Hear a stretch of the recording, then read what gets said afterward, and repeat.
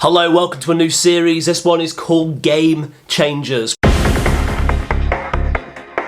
What are some practical things that you can do as a youth worker that dramatically change the game in your youth work projects? These could be philosophies, attitudes, strategies, practices. We're going to look at a few significant game changers, and hopefully these will be useful for your work. The first one I'm going to bring to your attention is peer mediation. Young people are people first and foremost. That means there will be conflicts between them, but also young people are in a social melting pot, a constant high pressure social bubble where young people are always bouncing off other people. It's like putting molecules into a jar and heating it. Everything speeds up and there are collisions. Young people are regularly experiencing both low and high level conflict in their everyday lives. Now, if you've been a youth worker for a while, or even just for 3 minutes, you've probably had to deal with some kind of conflict between young people in one of your groups. I imagine you'll do the thing where you'll take the two of them to one side and you'll have a conversation with both of them and help them see better choices and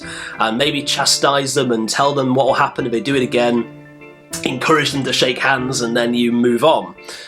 That's all very well, but you're doing a lot of the conflict resolution for them. Peer mediation is about helping them understand what's happening in conflicts and how they can resolve it with each other. Peer mediation is something that's being taught across schools in the UK, and particularly in private schools it's becoming a really big thing. Now, what peer mediation does is not just help young people recognise the conflict and the consequences of that conflict, but it also helps them resolve it themselves without needing an adult. Now, this can be done between two young people who are in conflict, and can be done by a third party, another young person, a friend, someone else in the room that also understands how to recognise and resolve conflict. Now, one such organisation teaching peer mediation in schools is this group here, Talking Works, Mediation Skills for Education. And what they do is they take young people through 5 stages of resolving conflict through peer mediation. So the first stage is welcome, helping people actually see and talk to each other.